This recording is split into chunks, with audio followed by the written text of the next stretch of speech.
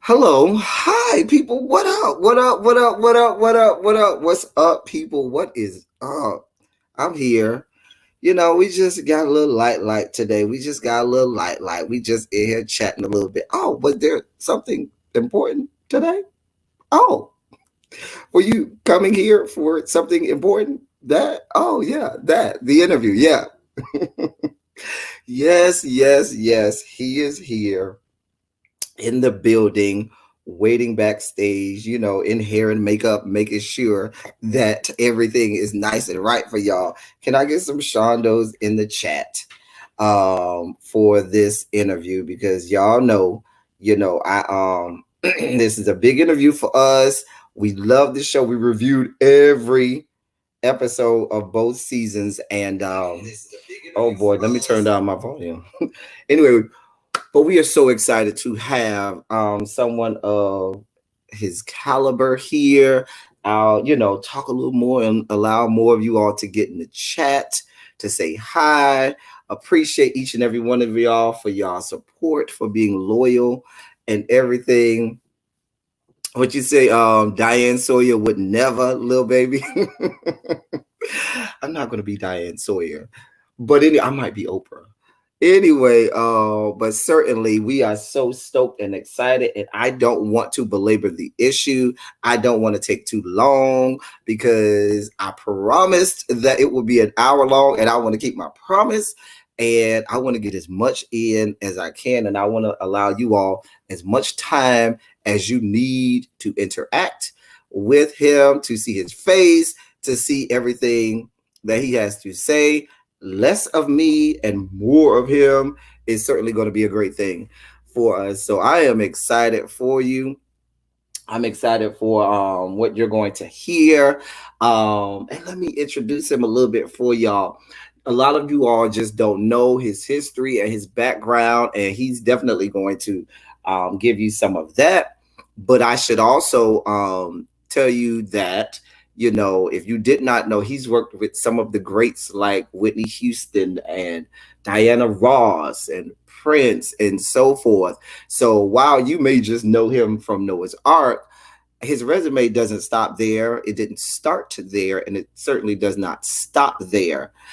He is incomparable, as some would say, because you can't really compare him to anyone, and he is a pioneer for so many of us in the spectrum and in the community, and so many of us looked at him to pave at that looked at him at how he paved the way for so many of us, even professionals. So without further ado, can you give me a quick thumbs up in the backstage if you're ready? Okay. Without further ado, it is certainly my pleasure, my esteemed pleasure, to introduce to you all none other than Mr. Rodney Chester. Hi there, sir. Hi, how are you? I am great. How are you today? Young man? Great on this Sunday. Good. This good Sunday morning. Wait, morning no more, but it is afternoon. Right. Oh man, oh man, oh man. I'm just glad that a little time YouTuber like me gets to talk to a such a man of your stature and your credentials on my little channel. But thank you so much for being here. Thank you. Thank you so much Yes, for of course. agreeing to do this. Yes. So let's talk about it. So, and we were talking a little backstage, and I even got some information backstage. But let's talk about young Rodney Chester, the Rodney Chester that doesn't get a lot of notoriety, the one who went to Cocoa High School and is from Brevard County, Florida, a native Florida boy. And let's talk about You better do your research. You know me, I gotta do a little bit of research. Yeah, talk to me about that, Rodney. What was he like? Well, again, grew up in a small town, Cocoa, Florida, And I started dancing when I was probably a sophomore in high school, freshman, sophomore year. And so I knew that I liked that. And the first Broadway show I saw was Dreamgirls. And I knew that I wanted to do that aspect in my life. I was in band, both middle school and high school. And then when I went to college, I got a band scholarship at Bethune-Cookman College. So, and then I danced in between all that. Before college, I danced at Disney World, did a bunch of stuff like that, went to New York, just a whole extensive when you want to get to that. But growing up, that's my growing up basically in Cocoa, Florida, um, and started the arts when I was very young in the arts. That's good. So, I'm a fellow band head myself. I marched in the Marching 100 okay. for 4 long years. There's that rivalry, BCC, FAMU. I know you said you played saxophone. Yes. I played Play sax. trombone. So, yeah, there's a rivalry there. I'm sure my good friend Terrence, who's in the chat, he'll love to hear that because he went to Norfolk State and he played trumpet. Okay. Shouts out to all my fellow Okay. band heads Yes. in the building.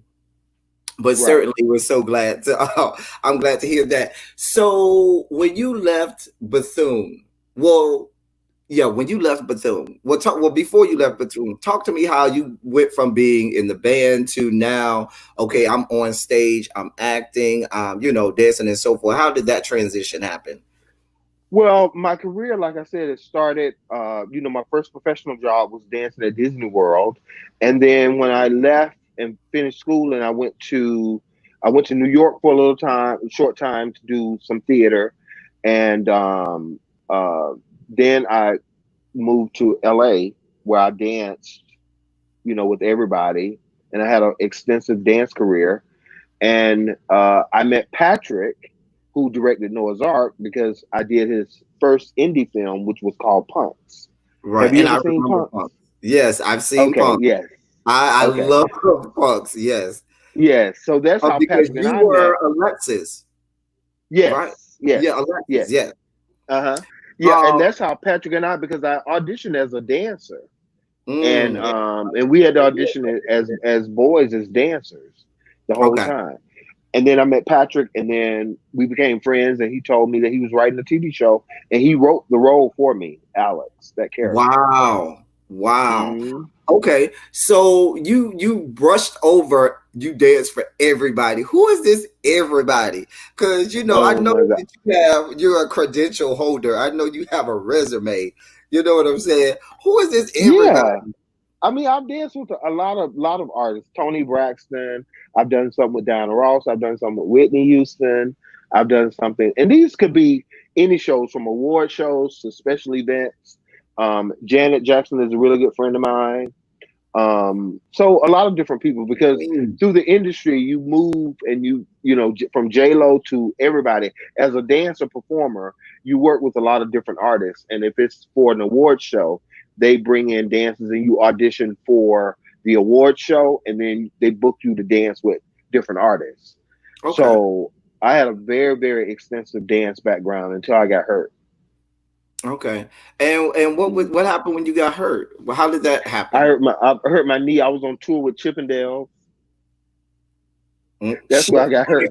But they had it was a tour, and they had the 12 lead strippers, and then Hmm. they had six boy dancers. So we did all the dance segments and in between, and whoever the guy was that was stripping, we would do like a little opening thing with him, and then we would Hmm. leave, and then he would do his act. And I got Okay. hurt when I was on the road. I was on a national tour, and I got hurt on the road. So Wow. then I kind of stopped and then started acting. Okay. So, mhm. Um, what was your first acting gig you got? Well, I started doing commercials first, and then my first acting job, where because I did a lot of theater, but my Hmm. first acting job on TV was Punks. Was my first Okay. film that I did, and then Okay. from there I did a lot of work after that. Cool. Cool. Cool. Hmm. So did you audition for punks, or like, well, I guess you said that Patrick had seen you dance for other people, dance for people No, no, before. no. It was no. When I went to the audition for Punks, it was just a regular dance audition. It was an Okay. agent's call. They called and said, "Hey, this is film. They want a drag core group, but they want you to come in and audition as boys." So Okay. we went in as boys. We had three auditions, and that's how I first met Patrick. And then I was chosen as one of the four backup dancers. Okay. Cool, Hmm. cool, cool. So, and you, since you mentioned drag, let's talk about even your background in the pageant system, because I know you have a lot of background and you are legendary and iconic even within the pageant system. You have judged just about any, everything there is to judge, and you have been involved with so many different legendary drag queens. Can you talk about that or tell us a little bit about that? Yeah. Well, I when actually I think we were in our second season of Noah's Ark, I think, or we had just did. No, I'm sorry, we had did the movie, and so they asked me if I would come aboard to judge on the panel, and they had never had like a celebrity judge before, Hmm. and I did it, and then I did it for like 5 years back to back. Okay. Because I love Atlanta, and I would go to Atlanta anyway. So I just made that a part of my trip whenever I would go. Cool, And cool, so that's how cool. I was able to meet, Stasha and, all those girls like that. Cause I didn't know any of them until I started judging the pageant. Okay. So, and they got me because they knew I had a theatrical background and they knew I knew that world a little bit, so that's how I became a member of their team with judging. Okay. So it Okay. was fun. Cool. So, what was that phone call like? Because you talk about how you had done punks, and Patrick said that he had a TV show that he was doing, and he had a role for you. What did he say to you when he called you and said, "Hey, I'm doing this show"? How did that go? Well, we were. I think we had went to dinner with a bunch of people, and then afterwards we were having drinks at this spot that they have here. And he just said, "Hey, listen, I'm writing this TV show, and I had never done TV. I had done a lot of theater where I did, Chicago, and I even did Dreamgirls. I did a bunch of different shows like that. But he just said to me, "Hey, I got a part for you that I wrote for you, and I want you to be this character, and then we will develop your character as we go along." So I was a big part of helping him, audition people, because people don't know this that actually in the beginning Noah and Ricky, they were switched. Daryl was playing Ricky and Christian was playing Noah. We had Interesting. auditioned them. And then Patrick thought about it and he said, "You know what, Rodney, I think I'm gonna switch them to." Um, and that's how that whole thing came about. And so I was there helping read with people. I was there with Mhm. the casting. I just sort of helped Patrick put. I mean, it was all Patrick's vision and all that, but I was just there to kind of help him to read the lines with people. And I read with a lot of different people. I read with Daryl. I read with everybody. When they was coming in. That now I did not know, and to think about it, I think it would have been a totally different show had Christian played Noah and Daryl played Ricky. Wow, that changes the Isn't that whole net. crazy?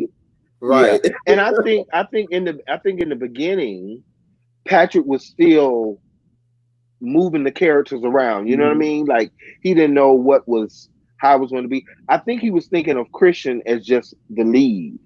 I don't think that he had this whole thing of how Noah was going to be. And I think if I'm not mistaken, that he developed more Noah's character once Daryl became Noah. You see what I'm saying?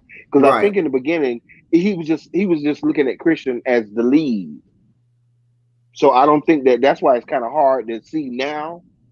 But at the beginning, I don't think he was kind of moving the characters around and trying to see who's going to do what and what this character means and all that. Then that's when he made that change.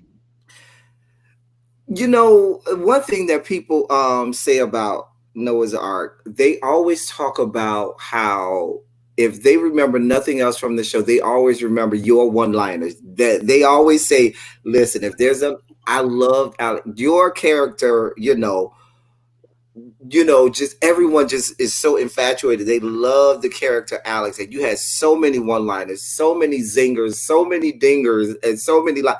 So my question was always, was a lot of that Rodney improvising, or did it come from the writing room? Like, how much of that came from the writing room, and how much of that was Rodney saying, "Well, no, I feel like," because you just told us that you did have a lot of influence on some things behind the scenes. So, how much of that was you? How much of it came from the writers' room?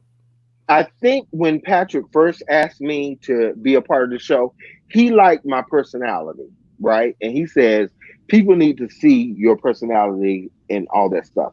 So Patrick is a stickler with the script. So we were all obviously be given a script, and then when we would do a read through, a table read through of the show of like first episode, I would in the reading I would add stuff, Okay, and they would just laugh. And so I didn't know. I was just like just adding stuff, and Patrick would write it down. And if it was something he didn't like, he would say, "Can you try this?" But I think what people need to understand when people build characters, and I think this is across the board, um, to make it more real, you can add some of your personality, of course. So what I tried to do was I knew what the Alex character was, so he allowed me to ad lib a lot. okay, So that's when I I would mean, do that, yeah. So I ad lib. I mean, I had a guide of a script, of course, but he let me ad lib. Daryl used to because they know Patrick was very hard on them about the lines and stuff like that, and Daryl then would laugh and say, "Well, everybody have to stick to the script except Rodney." So it was like an ongoing joke in the beginning. But then I think after they saw the work and how it, I still kept the character, not to confuse them as actors. Then I think that they got it and they really appreciated it even more. Because it just made the character more real. I think all the right. characters had their own entity, but with me, it just made mine. Because Patrick told me, he says, "Rodney, you're going to be one of the favorite characters. People like to laugh. Your energy is great. So just bring that to the screen." That's basically what he told me. And so I made sure that I tried to do that every time It's and so on my lines. the now let me ask you this, because a lot of the lingo and the vernacular and the phrases and things that we went through the show, is that how you and your friends talked at the time? Because I remember I always talk about me and my friends at that time, the one line that we all said, "Now I'm gay as a $3 bill and I hang around gays," but I ain't never heard that before. When you said, "What's the gaga bitch?"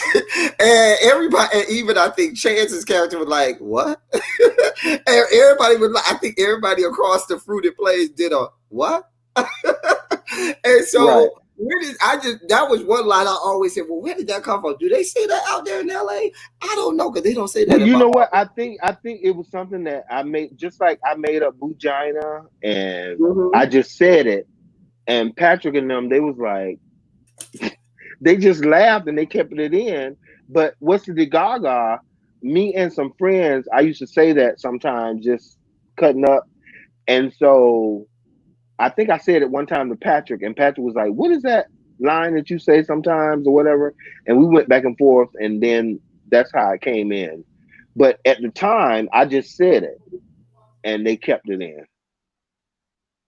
Because I think I was just supposed to go, "Chance, what do you want?" or something like that, and I added the whole other piece to that. Okay. Cool, Yeah. cool, cool. So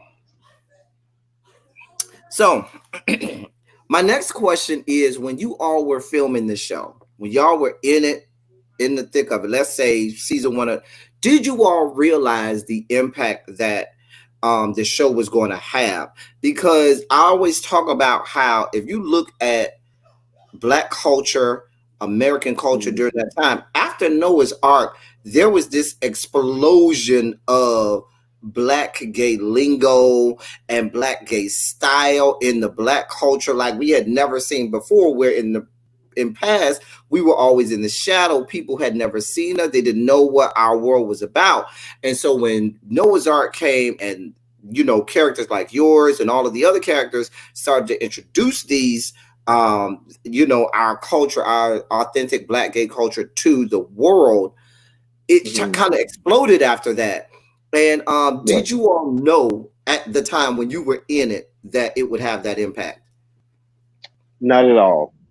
Because when we first, before we got on TV, we did all of the. I don't know if you saw them. It's on season one disc where we Hmm. did like all these like little shorts. Right. We did those on the in online, and Patrick was just initially the show was going to go to straight to DVD and being sold online. So we did all those things at Patrick's house, and then we added them to the web, and then the website, then the internet broke, and we just kept moving forward. And then the Black AIDS Institute came aboard Mm. for us to have some kind of organization with us, Hmm. and then they sponsored along with HRC a tour, and this was all before we got on TV on Logo. So we traveled the world, went to all the prides, showing the pilot. And when we got to New York, our last stop, Logo was there, and they told Patrick, "Hey, we want you guys to be our flagship show on this new network called Logo." So that's how Mm. we came on TV, because originally it was gonna be sold through online. So, but we had no idea what the impact was going to be. We know that when we went to the prides, people loved the pilot, so that was just a way for us to gather the interest and to bring people aboard to buy the episodes online. And it's one thing for us as black gay men to want to see ourselves. It's another thing when all of these people outside of the black gay community also say, "Oh my God, this is great. This is who were you surprised to know the first time they came up to you and they said, 'Oh my God, I love Alex,' or 'Oh my God, Noah's Ark'? Who was that person for you?"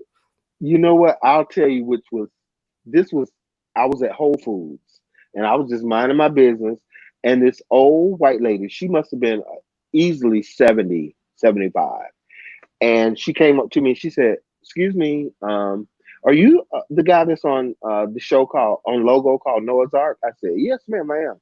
And she said, "Oh, me and my husband, we love your show." So about 2 seconds later, her husband came around the corner, who was older than her, and she was like, "Look," and he waved at me and came over. When I saw that, I said, "I think we have made it." Other than that, when I would go to New York and all that, people would chase me. It was crazy because it was an impact on so many people's lives. People would come to me crying, and I had actually a lot of parents, people that I didn't know, men, dads, and moms come up to me in tears, saying that their child came out. They didn't really understand um, the whole thing of it all, and then they watched our show.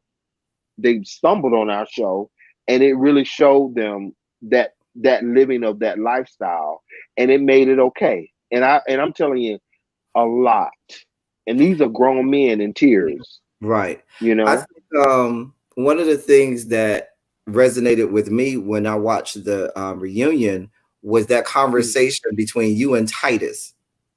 And there was this Mm-hmm. whole conversation about, and I literally was like crying because I had just got off the road. I had just traveled back to Atlanta from Miami, and I was literally watching it, and I was like, I was like, this is just so, because I just know that I remember television before the show, Mm-hmm. and I Right. remember how television is now, and I could almost feel like that energy in the room of somebody paying homage to someone who they know. If you hadn't been there to do what you did, I wouldn't be here to do what I'm doing right now. Well, And you it know was what's funny? You know what's mhm, funny too, though. Excuse me for cutting you off. I wanted to get this thought in. Um, Atlanta Housewives, Potomac, um, I mean, it's so many shows. The doctors that show they had all Married to the female medicine. doctors married to medicine. They always use the lingo from Noah's Ark. Yes, and that's what I was talking about earlier about Yeah, this it, explosion yeah, of black gay lingo, and it all started with the Noah's Ark. it I'm telling really you, did. It you know, really people did. like Tamar Braxton and stuff like that. And I used to hear them Oh using yeah, terms. I would look like, girl, what you? yeah, yeah. Yeah, And so absolutely. that's flattering, and I think it's because they know. I'm sure guys either they watch the show or they know their makeup people or whatever watch the show. I even my friend Johnny, who used to do Michelle Obama's hair, Hmm. he did it the whole time that she was in. He had her on the phone. I'm sorry, I wasn't on the phone with her, but he had played something for me where she was like, Hager. She wasn't saying it to me, but Johnny would always say that to her. And he played me a conversation that they had, and she was like, Hager. So if the first lady is saying that, it Yes. was like, wow. And Johnny, when Johnny played it for me, I couldn't believe it. So you're right. It's a lot of people. They took that lingo from Noah's Ark. I mean, how many people to this day, Gert is a part of the, it's a part of the vernacular. It is a part of, like, it has to have its own Right. spot in the dictionary. You know how they write words into the dictionary when it becomes Yeah. so Yeah. popular? You know, Right. it'll be Right. there. It'll be there. So Right. I gotta pay homage to my channels. My channel is called The House of Debauchery, and I often point to the casting of Noah's Ark, and we had some great casting.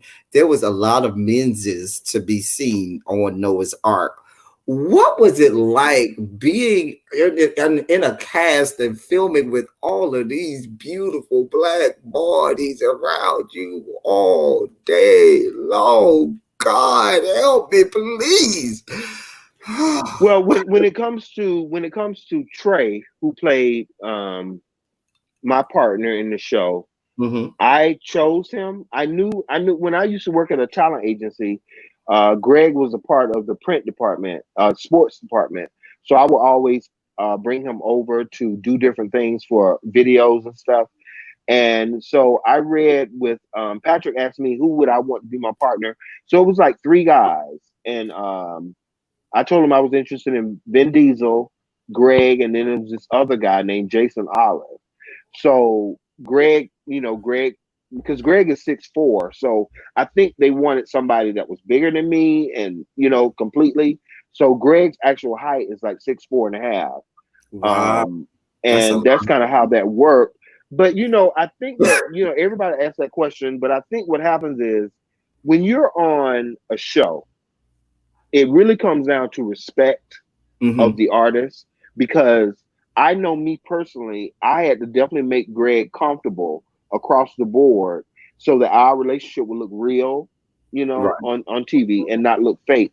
So I think it's all about, everybody was very professional on the set. You when people would come in, it was just, like any other show, you read the lines with them, you do the scene, and that's it, you know. So it was all about being professional and knowing your place, basically. Um, one of the one of the most famous episodes came from season one when they had the ball. And for a lot of America, if you were not black and gay, you had never seen a ball before in your life. You'd never seen that Hmm. before. You didn't know what it was. There was no pose around back then to show you, what a ball was. And that was their first Right. introduction to a ball. And then not only did you have the ball scene, but you had this scene where all of these men dressed in drag and were comfortable in it. They did it. I always wanted to ask, bitch, who beat your face for that scene? Cause baby, when I tell you you was beat for the gods, listen. Actually, I did my own, because when I did theater, I did Mhm. lacage, and I was a cagel, and we had to learn how to do makeup. That was a part of what we did because it was a theater show. So I learned that way, and then you know, I did my own. I told them I could do my own, so I did it myself. Child, I need you to go on And RuPaul's Drag Race and help because some of the because girls. what happened we shot all of the episodes for the club in Hmm. 3 days for the whole Okay. season, and then we shot all day that day as guys. Then we had a break. We had to get in drag, and we shot all night the drag scene. Okay. So that's kind of how all that came about.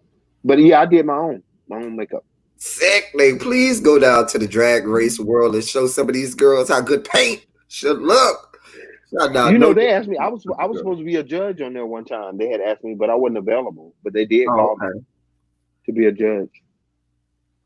Okay. Now, when the show came out, did you watch it with your family and friends, or was there always a cast party? How did, because I always want to know what a actor's reaction is when they're watching themselves on screen. Did you watch it with your friends? Did you watch it with your family? Like, what was that like watching yourself on screen? We saw it when everybody else saw it.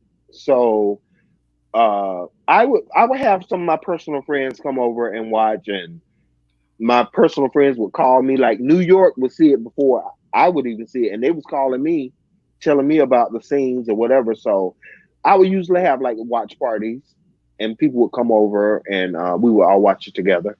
So yeah, but I saw it when you guys saw it. We never saw anything until it came on TV. Okay. If you Yeah. had to play, if you had to play another character on this show besides Alex, which one would you like to play? Which one would you have played? Um, you mean if I didn't play Alex? Yes. I probably would have been maybe either Noah or Chance, possibly. Okay. Probably one of those, probably. Yeah, yeah. Okay. I don't know this for sure. I'm not gonna say that Patrick based the characters around me because Noah was the lead. Hmm. Um, but I think that since my character was already there, you know when you're directing, you're Right. writing.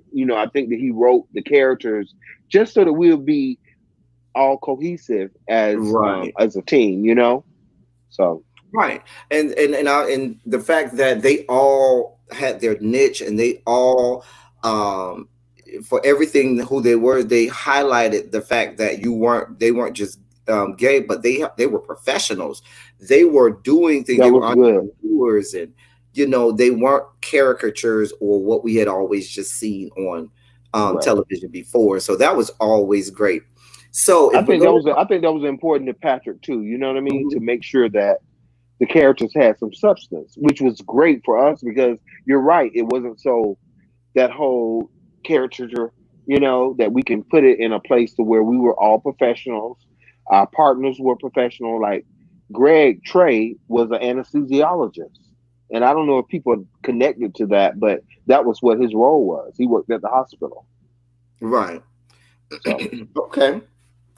Cool. I mean, if we're gonna talk Noah's Ark, we have to talk about how it was abruptly canceled and how it ended and how the logo did not do right by that show. Um, Tell us about how you and the other members of the cast found out. Like, what really happened there? What was going through your all of your minds when that happened? Because I remember as a fan, I was, like, are you serious? Like, what do you mean? Like, well, yeah. what happened when we had finished season 2 in Canada, and we had already shot the first episode of season 3.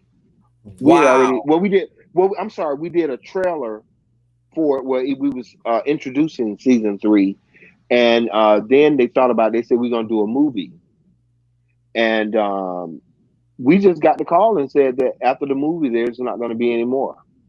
So and which was odd to us because there was a lot of celebrities that wanted to be in it. I mean, Patrick was getting a lot of different calls from different people. Like even Vivica Fox was actually supposed to be in season 2, but she had some other stuff conflicts. So then Victoria Rao stepped in at the last minute and did that. So there was definitely we had the eye out for a lot of celebrities that wanted to be on the show.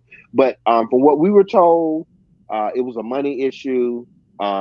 because at that time, it was still fairly new, and we was on a cable network. See, people fail to realize we weren't on like ABC or like a big, huge. It was a small cable network, and Logo was a very small entity of that. So they didn't. They said they didn't have a lot of sponsors, and I think it was just before its time. Like now, it would be completely different. But I think it was because it was way before our time. That was over 15 years ago, and I think people just didn't know how to move with it. So that was it. They just told us that, and it went Mm. away. Do you think race had a little bit to play with that? Please don't ask me that.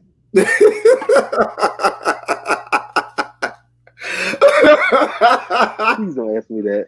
Okay. And I try not to play the race card, and I try to just keep it 100. But I really do believe, seriously, if it was Queer as Folk or something, I think it would have been a different outcome. They had 5 seasons. We had Hmm. 2 seasons and a movie. Hmm. And I think they did the movie to please the fans, because it sort of ended sort of like the way it did. They wanted to kind of close it out with the film. That's how the movie came about. Because we shot that movie in 15 days in Canada, Okay. Nova Scotia. Nova So Scotia sounds cool. I think it all came back to money and all Mm. that kind of stuff. But we were definitely disappointed because after season 2 you really start making money on season 3, and you really got your groove into the show. And the only next things to do was to bring the families in.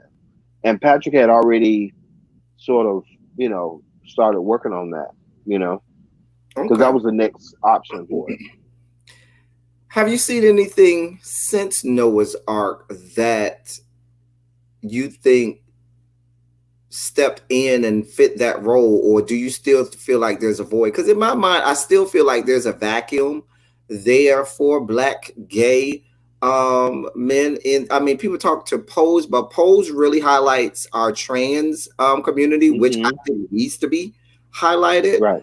But in terms of black gay, well, I'll ask you, how do you feel? Do you feel you've seen anything after Noah's Ark that fills that void?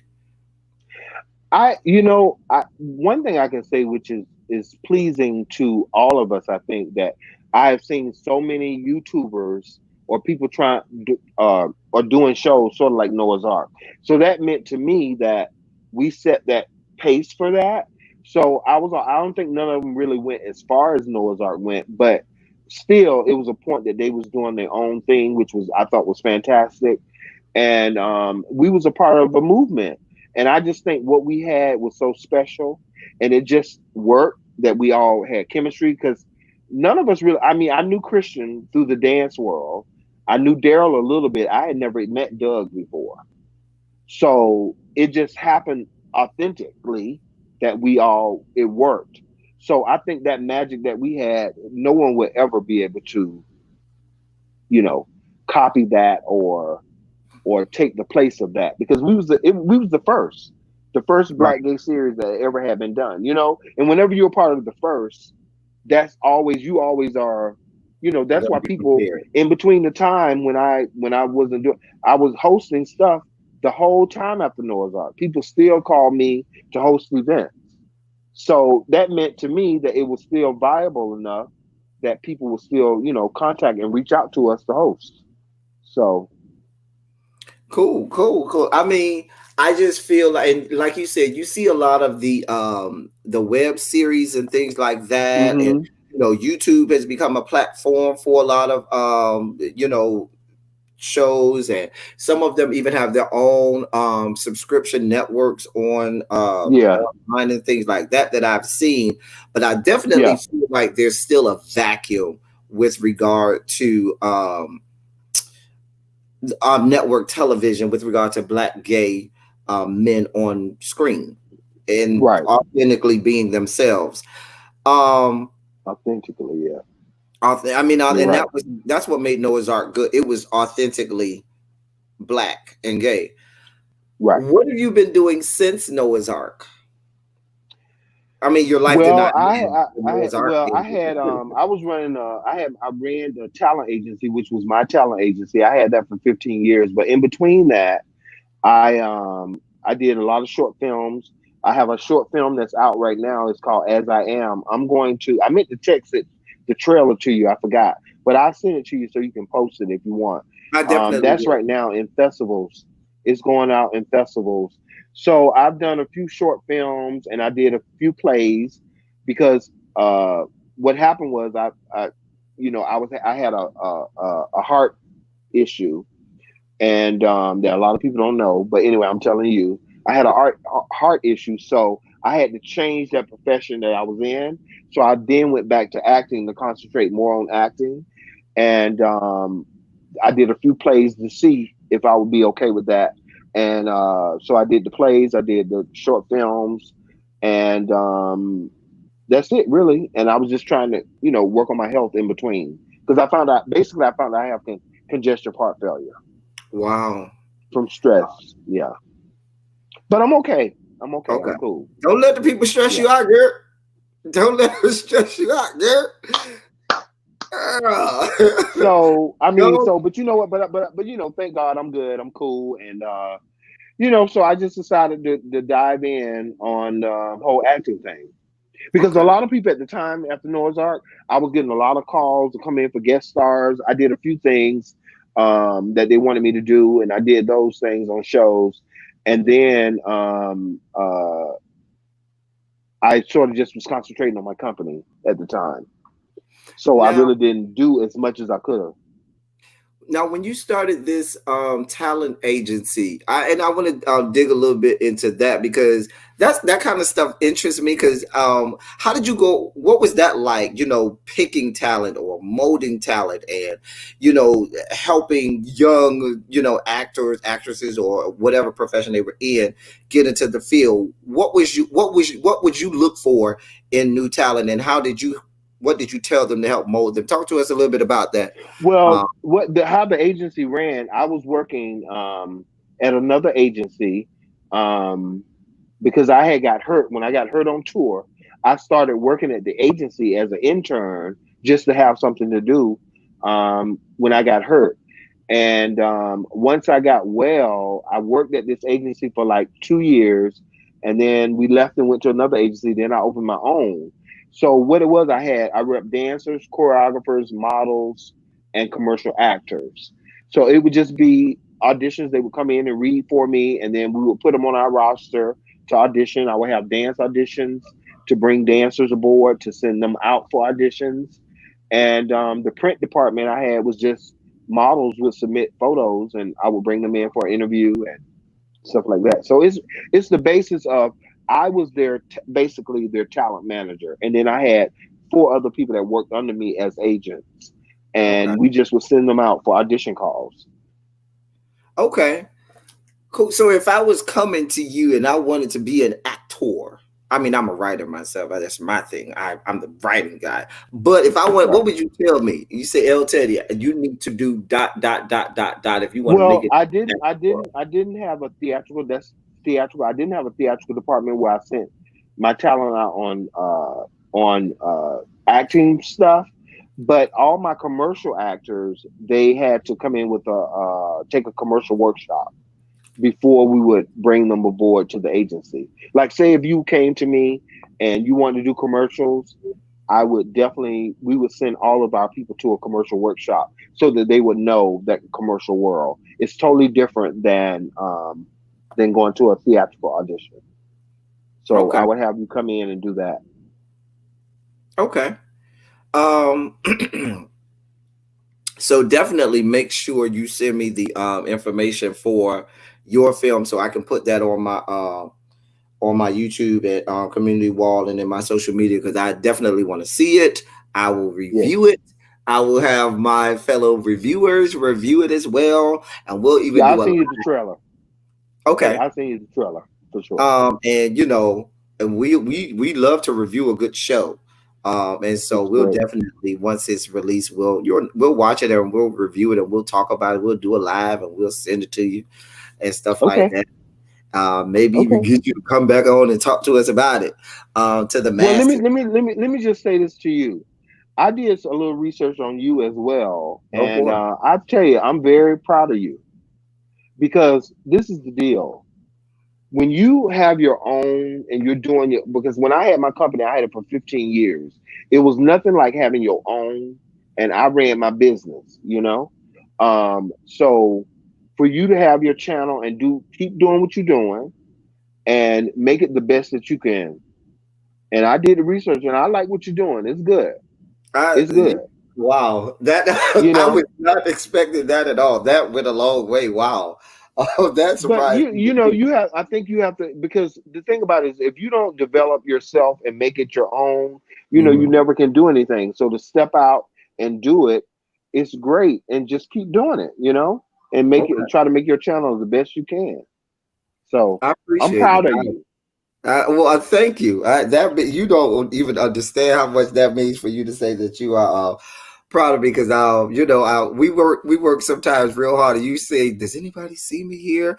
But just to hear you say that, I definitely appreciate that. I definitely appreciate that. I know. Oh Sure. God, where did the time go? Funny how time flies when we're having fun. So I know. anyway, so let me talk about the 15-year reunion. I do want to talk Oh, about that. When you okay. guys came together for the 15-year reunion, was it like riding a bike where, okay, it seemed like nothing ever changed?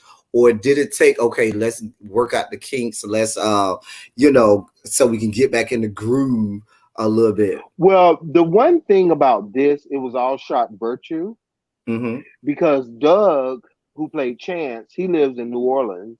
Mm-hmm. Christian who plays Ricky, he was in Canada, and the only people that shot together was Noah and Wade and Trey and Alex.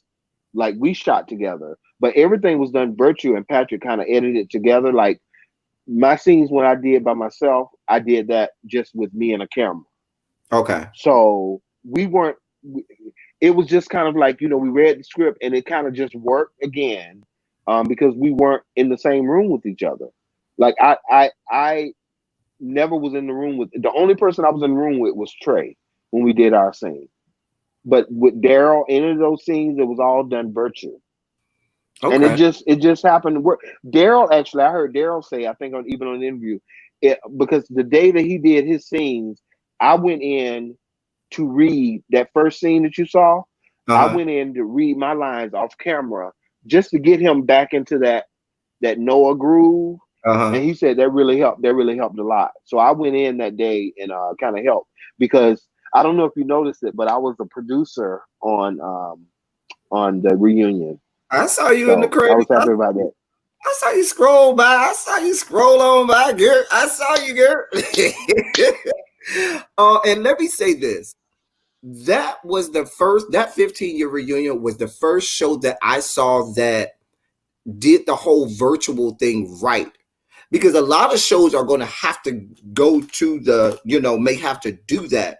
And that was the Right. first time that I had seen a scripted virtual television show and it worked and it meshed and Hmm. you didn't feel cheated. You didn't feel like, oh, I wish you felt like I really still got, what I needed out of it. I still felt the connection, the bond Right. between the guys and stuff like that. So that's why I wanted to ask because it worked. It really Well, I did. think it did, and I think that we got the script a day before we shot, but I think that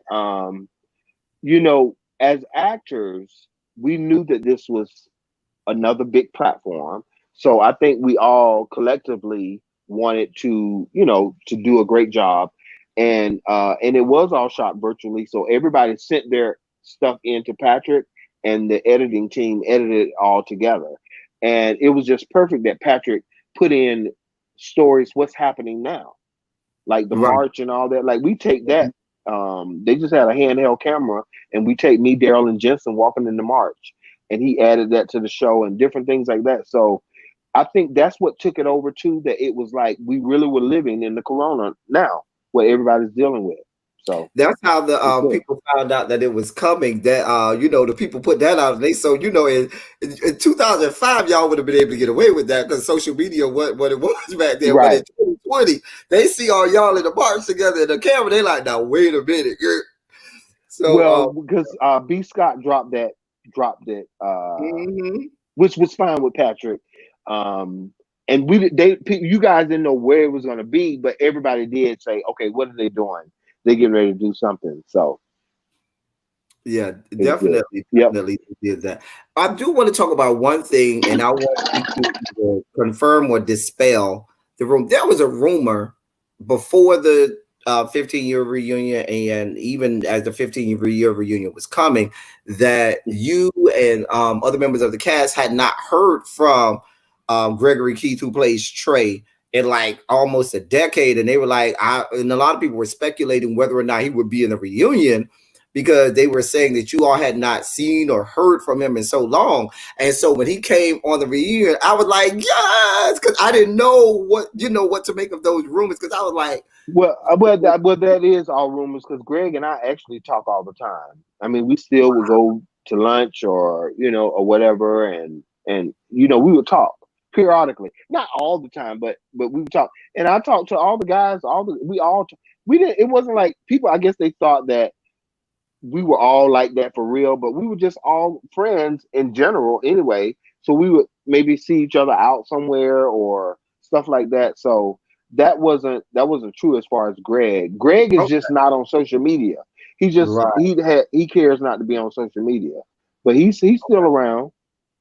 Okay, so I'm glad you were able to dispel all of Yes, that. Because yeah, that I didn't know what to make of it because nobody was saying anything um to the contrary. So I right, said I was just glad to see him. Can you see right. there being an actual reboot of the show? Like, is there any talks or are people really clamoring? Can you see there actually being a reboot of the show? Well, the goal for us doing the reunion was to see if the interest was there, and we are now at over 500,000 views Mhm. of the YouTube and with Patrick Entertainment Facebook page. Um, so that's the goal, and Patrick is like, yeah, they're talking about it. So we're hoping that there will be. That's why I wanted people, if they're not following me, I was gonna make sure that you can plug it and tag it. Yeah, My social media, it's I put Rodney it in. So ITS. Yeah, I put it in the put it on it. description box of this video. So Okay, your yes. Instagram is there, and I believe your Twitter is there as well. I'm not really on Twitter that much. I'm getting ready to get some people to run that for me. But Okay. my Instagram and Facebook, I'm on mostly. So definitely tell people to follow me on Instagram, and then I can keep you updated on what's Okay. going on. And well, one of my I'll moderators. probably let you know first. Okay, I got you. I got you. I put it out there. I got you. We here. We Yes, here. yes. No, because one of my mods definitely put his Instagram in the chat from the description box. Please, one of my mods. Uh-huh. Thank you. My moderators, Yes. they work so well because good help is hard to find. Shouts out to my moderators in the chat. Shouts out to my moderators. Love y'all. Love Hey, y'all. moderators. Um, so as we begin to wrap up, let me ask you some good final questions. Well, no, I here's the don't know question. why I'm so thirsty. This water is so good. I know. I'm so thirsty. Go ahead. Go ahead. Wait, are you picking at me because I do that on my show where I'll be like, oh, this coffee is extra good, extra good. I don't know what it is, but this water is. I drink water a lot. This water is so good right now. Oh, But sorry for interrupting. Go ahead. What no, were you you saying? fine. You are fine.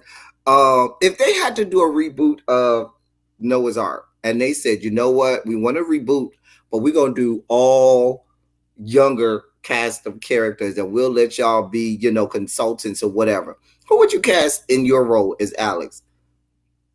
You know what? I don't even. I have no idea. No idea. I have I got you. no idea. I really I got don't. you the question. Because because the thing about that is, like I said, Noah's Ark. We built that, and we was what that is. But you know what? With these networks, you never know. And I just think that, it would have to be, I would think it would have to be someone that necessarily not me, but they would have to bring um something to the role to where it was, because I mean my character obviously was the comic relief of the show or whatever. So I think that they would have to have timing, because timing is everything, and that was a big part of what I always made sure that I had that correct timing Right. in the show. So I think it would just be a different types of things. It would have to be people that would come in, and I would kind of just see if that was the case, and that's what happened. I mean, I'm hoping it don't, but you never know. Oh, we want you to trust and believe. We want the originals. We do not want some newfangled younger version. We want the original. I'm just saying. But I mean, the millennials are so important. So I think if anything, it would be great to add them to the show. Right. That was Just so something that that it could be, yeah. me and my friends, we talked about that. Like, if they were going to do a reboot, we would love to see OJ's character, all of the kids and so forth. Yeah. So it keep it going, that next generation afterwards, little Namibia, Egypt, Kenya, and her, and her and so You forth. know, um, Kenya in the first season, that's my real goddaughter. That's Wow, my that is actual daughter. She's 18 now. Just wow, graduated high school. Because when wow. we did Noah's Ark, Journey was 4.5 when we did Okay, Noah's Ark. And she's 18 now. Yeah. okay. Interesting, interesting. So, two last questions, and then we'll have to end. I don't want it to end. Some good things you want to end, but we'll have to. What advice would you give young black gay men in the television and film industry now? What would you tell a young black, authentically gay man in the television or film industry now? What advice would you give him? I think now, because it's a complete change of so many shows that have those characters in it. Like now, most every show has a gay character in it. So I Hmm. think that staying authentic and maintaining who you are, because when you go in for the role, you know what you're going in for. So my advice would just be, stay authentic and know that you are going to be a looked up to as what you do. I can go back to, even I can go back what I saw. I meant to tell you earlier with Pose, which I think is an amazing show, because I hosted an event with Dominique Jackson, who plays the lead character in there. Right. But Billy Porter was on an interview one time, and they was asking him, so what does it feel like being the first male do a sex scene, and he stopped the guy and said, actually, it was Noah's Ark that did the Mhm. first scene That's like that. right. So I think that as a pioneer, I would definitely tell them, keep your head up, and just know that a lot of people are going to look up to you. So whatever that means to you, then you have to know that you are setting a standard, and you have to kind of keep it moving with that in mind. Wow. All right. One more question. One more question. What do you want your legacy to be? After when it's all said and done, what do you want people to say about Rodney Chester? I want them to say that Rodney is crazy as hell. That means we're No, kindred. I think that my personality alone, I'm a Capricorn. People like being I am around. too. I've Wait, always come on, you. Team Capricorn. I'm a Are you a Capricorn. Capricorn? When is Yes, your January birthday? January 1st. What? January 1st. December 28th. Wow. Bust through Team Capricorn. Yes, yes, yes. December That's why we're 28th. kindred spirits. Capricorns always get along with kindred Right. spirits. So I mean, I think that it's just knowing that what type of person I was, and always know that I had a great heart. Absolutely. Absolutely. Well, I'm gonna keep my promise. We're on 59 minutes, and that water I know is tasting so good over there. Uh, But oh man, this has been amazing. This has been truly, truly amazing. I'm so glad this happened on Sunday. Thank you, sweet 7 pound 3 ounce baby Jesus, for this here interview, and I am so grateful to you. I wanted to tell you something What when you happened? finish. I Okay. want to plug something when you finish. Go ahead. Okay, no problem. But Oh, certainly, I want to say I am eternally grateful to you for coming on my platform, for giving me this opportunity, for being open and candid and honest with us about everything. And I'll even say, you even told me backstage. I asked you, was there anything that you didn't want me to talk about, and you said no. I'm open book. Go yep. ahead and talk about whatever you want. And I was able to get everything I wanted to ask out, and Good. I'm eternally grateful. And so this has been great, y'all. This has been so great. I hope the chat enjoyed it. I hope my everybody watching the replay, if you're watching the replay, you enjoyed it. Everybody in the chat, I hope you enjoyed it. Can I get some shondos in the chat if you enjoyed it? But you said you wanted to say something. Oh no, I was getting ready to tell you that. That's why I say follow me on social media because I'm getting ready to start my own underwear line and sock line. I have t-shirts, Awesome. but I'm also going to be doing underwear and socks. So I'm gonna I'm have a matching socks and underwear match. Oh, I'm here for that. I'm here for that. All of Yeah. that. So definitely, and So I'm excited about that.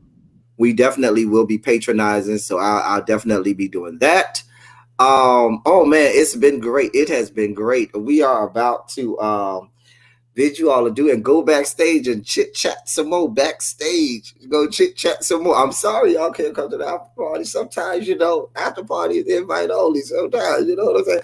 But anyway, Right. anything you want to tell my wonderful subscribers before you get No, off? Before we get off? I want to say thank you for having me on.